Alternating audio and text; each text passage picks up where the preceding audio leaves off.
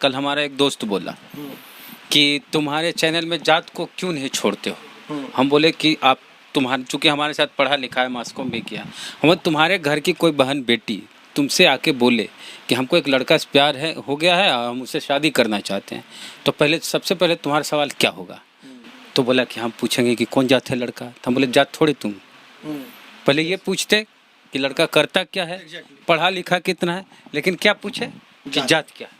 तो supreme court में भी जो, इसलिए हम बोले कि ये जो बात चल रही है, ये जो सुनवाई चल रही है, उसी में ये बात आई है कि हम ऐसे समाज में जी रहे हैं जहां जाति से की जाती है पहचान। ईडब्ल्यूएस पर सुनवाई के दौरान सुप्रीम कोर्ट की टिप्पणी ये है। टीका टिप्पणी से ये बिल्कुल स्पष्ट है कि सरकार के द्वारा लिया गया जल्दबाजी में फैसला था, क्योंकि उन्होंने कहा कि आप ठीक है, जात गरीबी कोई परमानेंट नहीं है।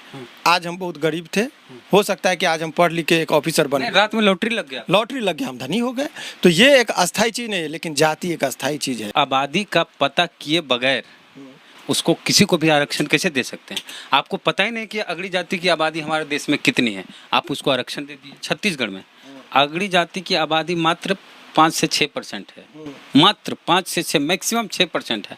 उनको दे दिया गया 10% रिजर्वेशन ईडब्ल्यूएस। ये मामला भी आएगा। बिल्कुल हर तरीके से जोड़ा गया है ना। हर राज्य में 10% आरक्षण कैसे दे सकते हैं।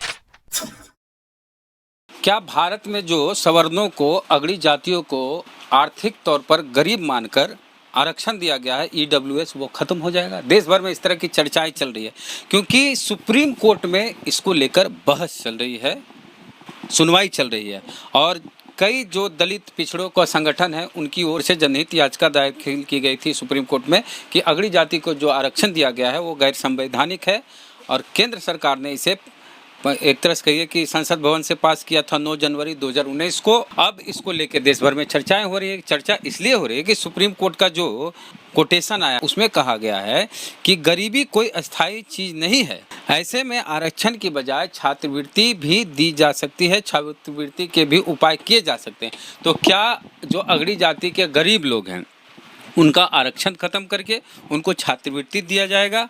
क्या हो सकता है, संभावनाएं क्या है, वो बताएंगे। हमारे साथ शिवनंदन भारती जी हैं, फेमस वकील हैं हाई कोर्ट पटना के। उससे पहले हम आपको बता दें, इनसे बात करने से पहले, कि इसकी सुनवाई जो कर रहे हैं वो चीफ जस्टिस यूयू ललित कर रहे हैं सुप्रीम कोर्ट के। दिनेश महेश्वरी हैं, SR भट्ट हैं, BN द्विवेदी हैं, JB पारदीवाला हैं। मतलब इतने जो 5 लोगों की बेंच है, फुल बेंच इसको कहा जा सकता है, और कॉन्स्टिट्यूशनल बेंच कहा जाता है इसको। और भारत सरकार की ओर से तुषार मेहता इसको देख रहे हैं, और पूरे जो देश भर में अगड़ी जाति के जो लोग हैं वो भी इस पर नज़रें टिकाए हुए हैं कि क्या होगा। और दलित पिछड़े समाज के जो लोग हैं वे भी इसको बड़े बारीकी से देख रहे हैं कि क्या अगड़ी जाति के लोगों का आरक्षण खत्म हो जाएगा, क्योंकि 10% जो आरक्षण अगड़ी जाति को दिया गया वो उसमें से दिया गया, उस 50% में दिया गया जो सामान्य वर्ग होता था। तो सामान्य वर्ग के लिए जो आरक्षण था उसमें दलित भी जा सकते थे, OBC भी जा सकते थे, EBC भी जा सकते थे, कोई भी जा सकते थे। उसी में से कटौती करके, जनरल कोटा में कटौती करके 10% अगड़ी जाति को आरक्षण दिया गया गरीब मानकर।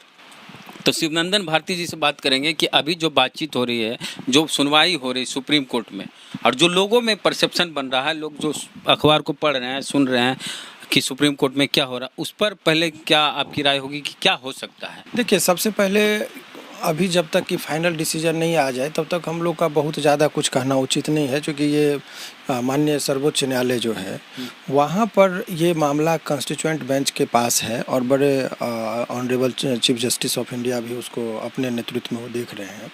लेकिन वो टीका टिप्पणी जिस हिसाब से की जा रही है उससे एक निष्कर्ष निकाला जा सकता है कि ये जो केंद्र सरकार के द्वारा ये जो नीति लाई गई, ये नीति जल्दबाजी में लिया गया जो है, सो ये निर्णय था। मतलब अगड़ी जाति को जो आरक्षण दिया गया, आरक्षण का जो ये 10%, ये देखिए, ये देश जो है ये कहीं ना कहीं पॉलिटिकल जो लोग होते हैं वो हर जगह वोट की राजनीति करते हैं। तो जो सवर्णों की जो एक खुश करने के लिए जो बात की गई, तो उसमें जल्दबाजी में इन्होंने जो है सो पार्लियामेंट में, चूँकि उनकी बहुमत ही पास किया गया, राष्ट्रपति के पास प्रपोजल गया, उन्होंने अनुमोदन भी 12 जनवरी को उनको दे दिया, और एक स्टेट को उन्होंने रिकमेंड किया कि हर एक स्टेट में भी आप इस 10% के आरक्षण को लागू कीजिए। तो ये लिया गया। अब जो चीज़ें छन कर आ रही है, क्योंकि इसमें क्या होता है कि जब कभी भी कोई संविधान संशोधन होता है या नई लॉ बनती है तो उसको हम सुप्रीम कोर्ट में चैलेंज करते हैं और उसके वैधानिकता को, जिसको कहते हैं कॉन्स्टिट्यूशनैलिटी को, हम लोग चैलेंज करते हैं। उसी के तहत बहुत सारे जो वीकर सेक्शन के जो वेलफेयर जो है, जैसे उन लोगों ने, सामाजिक सोच के लोग जो हैं, उनको चैलेंज किया। अखिल भारतीय कुशवाहा मंच है, उसके बाद SC ST उत्थान मंच है, बहुत सारे लोगों ने इसको किया, बहुत नंबर ऑफ पिटिशनर हैं। तो सभी को एक समूह में करके जितने भी पिटिशन फाइल हुए और उस सभी पिटिशन को एक साथ करके और माननीय सर्वोच्च न्यायालय ने अपने पास इस मुद्दे पर, चूँकि सबका पिटिशन अलग था, मुद्दा सेम था, तो उनको एक साथ सुनवाई कर रहे हैं। अब इसमें देखिए जो 2 पॉइंट हैं। पहली बात कि अभी तक जो आरक्षण का प्रावधान था, बहुत लोग आरक्षण के विरोधी हैं, तो आरक्षण के बारे में एक लाइन पहले बैकग्राउंड जानना बहुत जरूरी होगा, क्योंकि आपका एक न्यूज़ चैनल बहुत जिम्मेदार चैनल है और आप हमेशा जो वीकर सेक्शन के अपलिफ्टमेंट की जो बात होती है उसको आप बहुत बेबाकी से आप उठाते हैं। तो आपके दर्शक भी उस कम्युनिटी के ज़्यादा लोग सुनना चाहते हैं, तो मैं बता दूं कि जब हमारा भारतीय संविधान बना तो 6 प्रकार का हमारा मौलिक अधिकार है।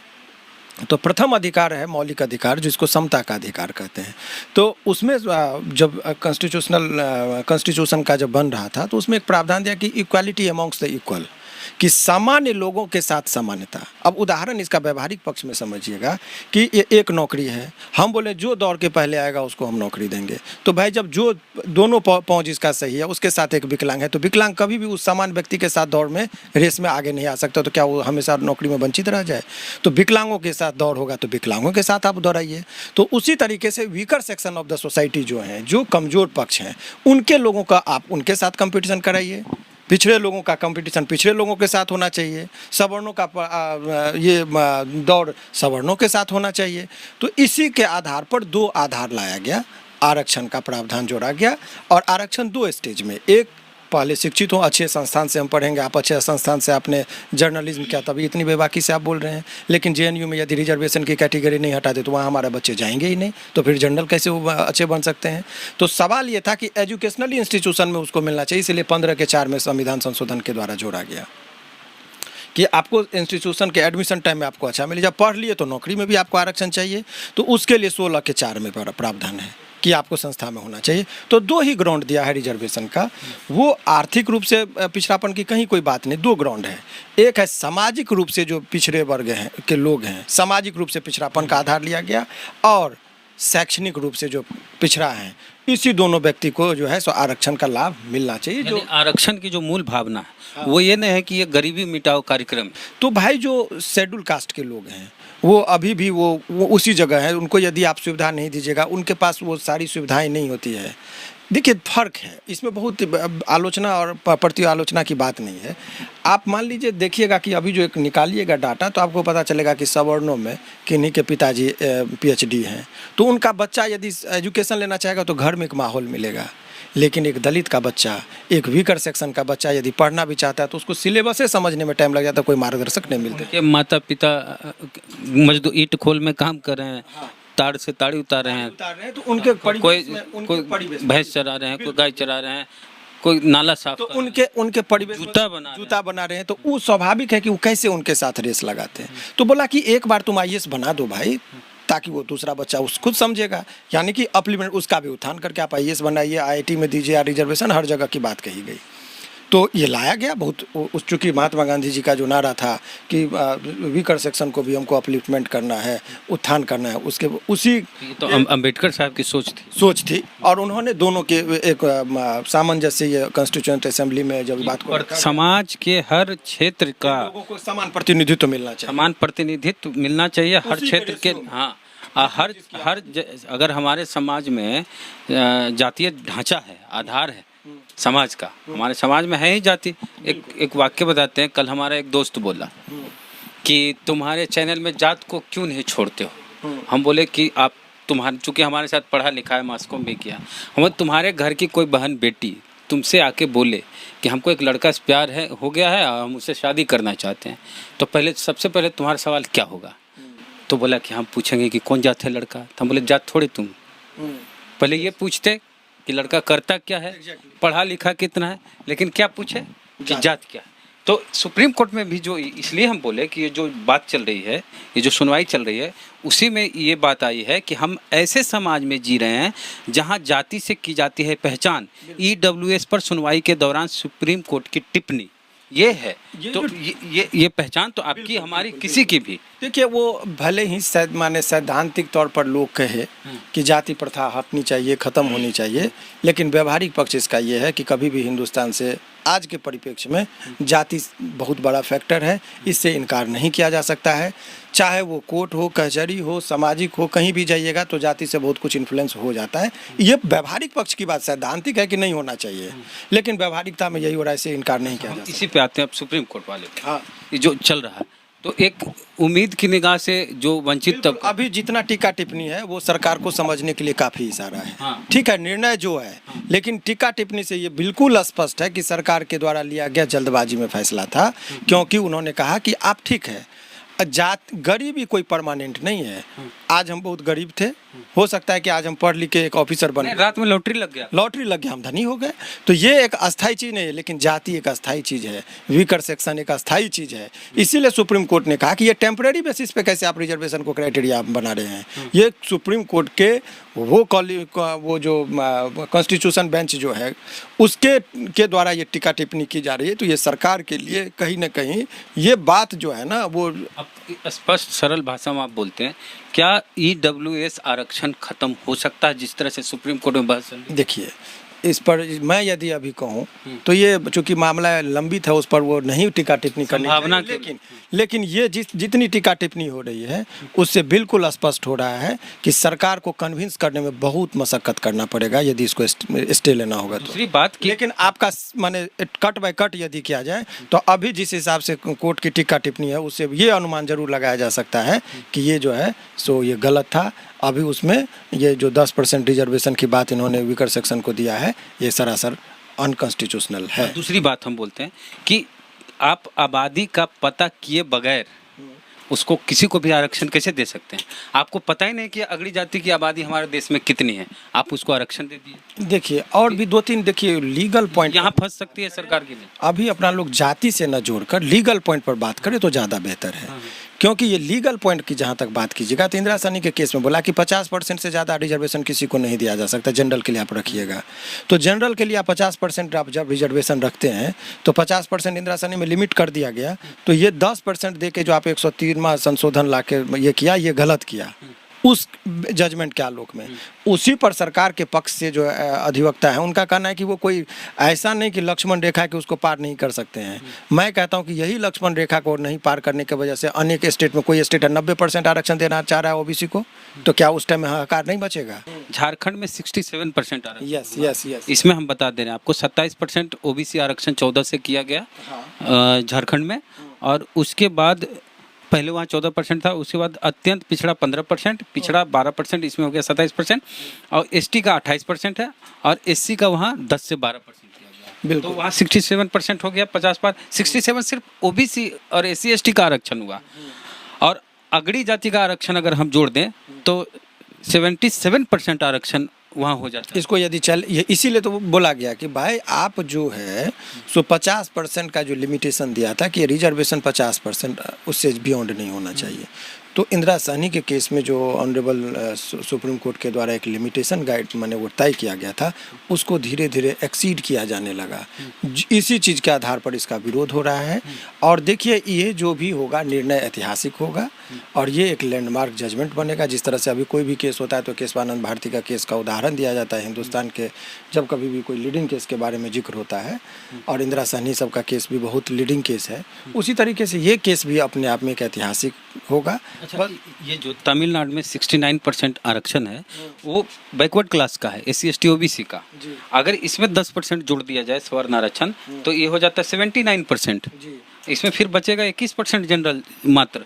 लेकिन तमिलनाडु ही एक ऐसा, जरा सा हम जानकारी देते हैं कि तमिलनाडु ही एक ऐसा राज्य है जहां सवर्णों का EWS आरक्षण लागू नहीं किया गया है। वहाँ के जो मुख्यमंत्री हैं स्टालिन, वो इसके खिलाफ कोर्ट गए हैं कि ये सवर्ण आरक्षण गैर संवैधानिक है। तो अगर 79% रिजर्वेशन हो जाएगा वहाँ, तो 21% मात्र बचेगा जनरल। बिल्कुल बिल्कुल। तो ऐसे परिस्थिति में आप देखेंगे तो उसको अनकॉन्स्टिट्यूशनल जो है सो डिक्लेयर करने का जो भी मेरिट है, अभी उस पर बहस चल रही है। लेकिन कहीं ना कहीं ये बात तो तय है कि उन्होंने कहा कि बिल्कुल सही दिशा में माननीय उच्च सर्वोच्च न्यायालय का टिप्पणी है कि आप उसको जो वीकर सेक्शन के बच्चे हैं उनको आप मानसिक रूप से वो बिल्कुल साउंड है, तो आप उसको छात्रवृत्ति दीजिए ना, कि वो अच्छा से बेहतर से पढ़ ले, और तब जो मेधावी छात्र आएंगे वो छात्र हमारे देश के लिए भलाई का काम करेंगे। तो ये न करके आप नौकरी दे रहे हैं अयोग्य लोगों को। जब नौकरी में जाएगा तो स्वाभाविक है कि वो योग्य लोग कहाँ जाएंगे फिर। तो ये सब चीज़ ये तो दिया जाता था तर्क उनकी तरफ से, किनके तरफ? सवर्णों की तरफ से कि दलित नहीं, दलित की बात नहीं मैं कह रहा हूँ, ओबीसी भी ये क्लास के अंदर क्लास सब क्लास की बात है। जनरल है, आप जनरल हैं। देखिए अब 2-3 बात, अभी जो टिप्पणी जो की जा रही है माननीय सर्वोच्च न्यायालय के द्वारा, सुप्रीम कोर्ट के द्वारा, उन्होंने 1-2 बात कहा कि आप जो है व्यवस्था ये जो लाए, रिजर्वेशन न देकर उनको छात्रवृत्ति देते, और दूसरी बात ये 10% का जो रिजर्वेशन आपने दिया है वीकर सेक्शन जो आर्थिक रूप से पिछड़े हैं, तो भाई आपको जो ओबीसी में भी जो कुछ लोग हैं क्रीमी लेयर का सिद्धांत अब हटाइए, उन लोगों को भी आप उस पर कैटेगरी में आप रखिए। तो ये अपने आप में विवाद के अंदर फिर विवाद की बुनियाद जो है सो खड़ा की जा रही है जी। कि उत्तराखंड में अगड़ी जाति छत्तीसगढ़ में अगड़ी जाति की आबादी मात्र 5 से 6% है, मात्र 5 से 6, मैक्सिमम 6% है। उनको दे दिया गया 10% रिजर्वेशन ईडब्ल्यूएस। ये मामला भी आएगा। बिल्कुल, हर तरीके से जोड़ा गया है ना। हर राज्य में 10% आरक्षण कैसे दे सकते हैं? किसी राज्य में अगड़ी जाति की आबादी 5 से 6% है, जैसे हमने बताया। बिल्कुल, देखिए ये स्टेट को एक रिकमेंड किया गया कि आप अपने राज्य में भी इसको लागू कीजिए। केंद्र सरकार ने एक सलाह दिया है, लेकिन चूंकि ये देश में जो है सो वोट की राजनीति होती है, तो अपने वोटर्स और अपने वोट बैंक को बढ़ाने के लिए समझते हैं कि रिजर्वेशन हमने दे दिया तो चलो, लेकिन दुर्भाग्य की बात है, कहना नहीं चाहिए। जो हमारे कुछ लोग जो प्रतिनिधित्व करते हैं बैकवर्ड कम्युनिटी के, उनके द्वारा भी जिस तरीके से बात को उठाना चाहिए था वो पुरजोर तरीके से इसमें तो समर्थन किया, मायावती जी भी समर्थन करी है, रामविलास पासवान थे उसमें, वो भी समर्थन किए। रामविलास पासवान इतना तक बोले थे कि अगर सवर्णों का आरक्षण दे दिया गया तो दलित पिछड़ों के आरक्षण पर, आदिवासियों के आरक्षण पर जो सवाल खड़ा करते हैं लोग, वो बंद हो जाएगा और आरक्षण का नाम नहीं लेंगे लोग, आरक्षण का विरोध नहीं। लेकिन ये सब कुछ नहीं हुआ। चाहे लालू यादव की हम बात कर ले कि 2014 के लोकसभा चुनाव में लालू यादव के घोषणा पत्र में ये था कि हम सवर्णों को आरक्षण देंगे। और एक बात और आ रही है कि ये जो यूयू ललित हैं, जो चीफ जस्टिस ऑफ इंडिया हैं, उदय उमेश ललित, और ये इस केस की सुनवाई भी वो कर रहे हैं, उनके बेटे जो 2017 में मात्र 5 साल पहले वो वकालत शुरू किए, उनको यूपी सरकार ने अपना सरकारी वकील बना दिया और सुप्रीम कोर्ट में सुनवाई के लिए उनको नियुक्त किया गया है। तो एक तरह से आरोप लगाया जा रहा है, दिलीप मंडल हैं वरिष्ठ पत्रकार, उनके द्वारा कि एक तरह से रिश्वत है, और अगर सुप्रीम कोर्ट के चीफ जस्टिस जज होंगे, बेटा वहाँ उनका वकील होगा, क्या न्याय मिलेगा? और इस ईडब्ल्यूएस वाला जो मामला चल रहा है, इसमें बहुजनों को न्याय नहीं मिल पाएगा। देखिए, मैं सबसे पहले इस बात से मैं सहमत, उनके बेटे का नाम भी ले लेते हैं, श्रेयस यू ललित हैं। मैं सबसे पहले इस बात से सहमत नहीं हूँ कि वो न्याय को प्रभावित करने वाली बात होगी, लेकिन एक सिद्धांतिक बात आप समझिए कि बोलता है हमारा जूरिस्प्रूडेंस जो है, न्याय शास्त्र जो है, वो कहता है कि न्याय केवल होना नहीं चाहिए, न्याय होते दिखना भी चाहिए। तो यदि आप इस तरीके से यदि इन लोगों का जब अपॉइंटमेंट होता है और वो जब सार्वजनिक चीज़ में जाएगा, तो लोगों के जहन में एक डर होगा कि अरे कहीं ना कहीं बीजेपी गवर्नमेंट है वहाँ यूपी में और केंद्र सरकार में भी है, तो कहीं रिजर्वेशन के लिए जो है सो कहीं ऊपर नीचे ना हो, इसीलिए उनको खुश करने के लिए इनके बेटा को पैनल अधिवक्ता बना दिया गया है। ये लोग टीका टिप्पणी कर सकते हैं, लेकिन मैं ये कह रहा हूँ कि देखिए वो ऑडी अल्टम पार्टम का एक सिद्धांत है, और एक ये दो हमारा नेचुरल जस्टिस का सिद्धांत जो है वो कहता है नेमो जुडेक्स कॉजा सुआ, एक सिद्धांतिक बात है कि नो वन शुड बी जज इन हिज ओन कॉज, अपने ही मामले में अपना वो जज नहीं होना चाहिए। और दूसरा एक सिद्धांत है ऑडी अल्टम पार्टम कि दूसरे पक्ष को भी सुनो। तो अपने ही मामले में जज का यानी कि उनका कोई इंटरेस्ट होगा, जैसे मैं जज बन जाऊँ तो मेरा बेटा मेरे कोर्ट में अपीयर नहीं कर सकता, ये चीज़ है। लेकिन बात तो हुई ना कि पिताजी सुप्रीम कोर्ट की चीफ जस्टिस है, बेटा वकील है, और एक तरह से आरोप दिलीप मंडल का है कि एक तरह से रिश्वत दी गई है कि ईडब्ल्यूएस। अच्छा, ईडब्ल्यूएस पर जो आपने अपना नजरिया रखा कि जिस तरह से टीका टिप्पणी हो रही है, हाँ। उससे ऐसा लगता है कि सरकार, केंद्र सरकार फंस जाएगी, और हो सकता है कि मामला इसी तरह से सरकार देखिए, मेरा अपने पक्ष में, ईडब्ल्यूएस के पक्ष में, मेरा क्लियर कट अभी है वो, चूंकि आपने उनके बेटे का जहाँ तक बात है, अभी तक का जो रुख है उसमें चीफ जस्टिस साहब बिल्कुल निष्पक्षता से सारे चीज़ों को रखते हैं। ये मान के चलिए कि न्यायपालिका पर लोगों को विश्वास है, उसकी बुनियाद पर हम लोग प्रश्न न उठाएं तो ज़्यादा बेहतर है। और रही बात, अब जो सिस्टम ये लोग करेंगे, अब बीजेपी अपनी चाल चलेंगे, केंद्र सरकार अपनी चाल चलेंगे, लेकिन न्यायपालिका तटस्थ है, वो अपना काम अपने बदौलत करती है। कभी कभी ऊपर नीचे होता है, जिसको व्यवहारिकता पक्ष में हम लोग को थोड़ा सा उस आस्था पर बनाए रखना है सारे चीज़ों पर, और नेता अपनी चाल चलेंगे। कोर्ट इंडिपेंडेंट है, अपने स्वतंत्रता से वो काम करती है। और बाकी रही बात, ये करारा जवाब है, टीका टिप्पणी जितना है वो सरकार को सचेत करने के लिए पर्याप्त है कि आपके द्वारा निर्णय लिया जो गया था 10% आरक्षण का, वेकर सेक्शन को जल्दबाजी में दिया गया निर्णय था। अभी तक के टीका टिप्पणी से बिल्कुल आसपास सुप्रीम कोर्ट। बिल्कुल बिल्कुल। तो शिवनंदन भारती जी फेमस वकील हैं पटना हाई कोर्ट के, और ख़ास करके वंचित समाज के जो गरीब लोग हैं उनका कई लोगों के केस जो है वो कम पैसों में लड़ जाते हैं, ज़रूरतमंद के फ्री में भी लड़ जाते हैं, ऐसा भी है। चलिए, आप लोग का दुआ है, शुभकामनाएं हैं। तो अगर आप बहुत आर्थिक रूप से आप सक्षम नहीं हैं और केस वैसा उस तरह का हो तो इनसे मिलिए आके, और ज़रूरत पड़े तो हमारा भी नाम ले लीजिए, शायद कुछ काम हो जाए। तो ईडब्ल्यूएस आरक्षण पर ही हम आते हैं कि ईडब्ल्यूएस आरक्षण को लेकर जो सुप्रीम कोर्ट में टीका टिप्पणी हो रही, उसको लेकर जो अभी तक बात आई, इनसे जो बातचीत हुई, उस पर इनका भी कहना है कि केंद्र सरकार फंस जाएगी। सबसे बड़ी बात कि जब गिनती ही नहीं हुई अगली जातियों की, तो बिना गिनती के किसी को हिस्सा कैसे दिया गया। दूसरी बात, कई राज्यों में आबादी ही 5% है, उनको 10% आरक्षण सवर्णों का ईडब्ल्यूएस कैसे दिया गया। तीसरी बात कि गरीबी जो है परमानेंट चीज़ है नहीं। आज आप गरीब हैं, हम गरीब हैं, रात में लॉटरी लगी, कल अमीर हो जाएंगे। तो गरीबी परमानेंट चीज़ नहीं है, तो उसके आधार पर आरक्षण कैसे दिया गया। आरक्षण जो है वो गरीबी उन्मूलन कार्यक्रम नहीं था, वो प्रतिनिधित्व का मामला था। तो अगड़ी जातियों का ओवर रिप्रेजेंटेशन है हर क्षेत्र में, मतलब आबादी के कई गुना प्रतिनिधित्व उनका है हर क्षेत्र में, फिर उनको आरक्षण कैसे दिया गया। इस तरह से कई ऐसे, हम तो वकील नहीं, लेकिन जो वकील हैं बड़े बड़े, वो वहाँ पर रख रहे हैं अपनी बात ईडब्ल्यूएस के आरक्षण के खिलाफ, उनके ही दावे पर, उनके ही पॉइंट पे, और वो किस तरह से तर्क करते हैं, उनके तर्कों पर फैसला आएगा। और देखने वाली बात होगी कि क्या निर्णय आता है सुप्रीम कोर्ट के द्वारा। तो आपको क्या लगता है, जो ईडब्ल्यूएस आरक्षण दिया गया, गरीबी मानकर कि अगली जाति में भी गरीब लोग हैं, उनको मिलना चाहिए आरक्षण, उस पर अपनी राय प्रतिक्रिया आप कमेंट बॉक्स में दें। और फेसबुक पे वीडियो देख रहे हैं, पेज को लाइक फॉलो नहीं किया तो कर लीजिए। यूट्यूब पे वीडियो देख रहे हैं, सब्सक्राइबर नहीं है तो घंटी बजा कीजिए। जय भीम, जय भारत।